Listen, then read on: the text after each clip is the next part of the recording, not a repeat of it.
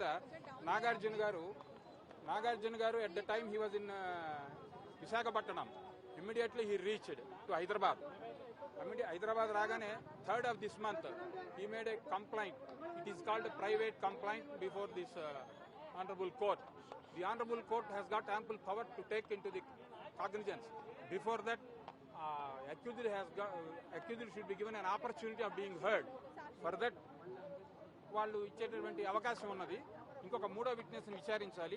ఆ విట్నెస్తో కూడా అవసరం ఉన్నదా లేదా. ఇప్పుడు ఆల్రెడీ ఈరోజు నాగార్జున గారి మేనగోడలైనటువంటి వై సుప్రియ గారి స్టేట్మెంట్ కూడా తీసుకోవడం జరిగింది. ఆ రోజు 2వ తేదీనే వారి యొక్క స్టేట్మెంట్లు రికార్డ్ అంటే కంప్లైంట్లో ఇవ్వడం జరిగింది.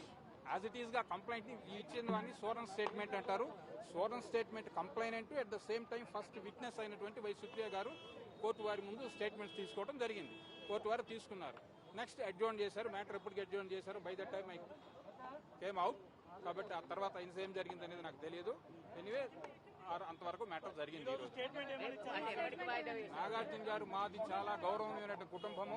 గత 50-60 సంవత్సరాల నుంచి కూడా మా నాన్నగారు అక్కినే నాగేశ్వరరావు గారి దగ్గర నుంచి యావదాంధ్రులకి అందరికి తెలిసిన విషయమే. మోరోవర్ నేను తెలుగు, హిందీ, తమిళ్ నేషనల్ లెవెల్లో నేను పాపులర్ ఫిగర్ని. మాకు అటువంటి రెప్యుటేషన్ ఉన్నది. నాకేగా ఈవెన్ మై సన్ చైతన్య కూడా తెలుగు, తమిళ్, హిందీ భాషలో నటించడం జరిగింది. అత్యంత మేము రెప్యుటేటెడ్ ఫ్యామిలీ. మా రెప్యుటేషన్ని ఆనరబుల్ మినిస్టర్ కొండా సురేఖ వాళ్ళ మధ్య ఉన్నటువంటి రాజకీయ విభేదాలను, కేటీఆర్కి వారికి మధ్య ఉన్నటువంటి రాజకీయ విభేదాలని దాన్ని ఆయుధంగా చేసుకుని మా కుటుంబం మీద అప్రతిష్ట పాలు చేశారు.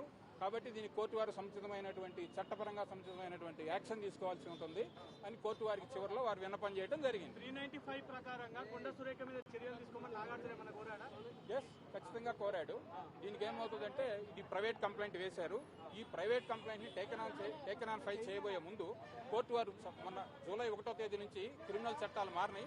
మీకు అందరికి కూడా సుపరిచితమే. బహుశా ఆ కొత్త చట్టాల ప్రకారం అక్యూజ్డ్ నిందితురాలు, ఈ కేసులో ఎవరినైతే నిందితురాలుగా కొండా సురేఖను సూచించారో ఆ కొండా సురేఖ కూడా అవకాశం ఇవ్వాలి ముందు. ఆపర్చునిటీ ఆఫ్ బీయింగ్ హెర్డ్ అనేది వాళ్ళకు కూడా అవకాశం ఇచ్చిన తర్వాతే కాగ్నిజెన్స్ టేకెన్ ఆన్ ఫైల్ చేయాలి. అలా చేసే అవకాశం ఉంది. అది చేస్తారు. వాళ్ళని కూడా పిలుస్తారు. ఫస్ట్ అవకాశం ఇస్తారు. Before that court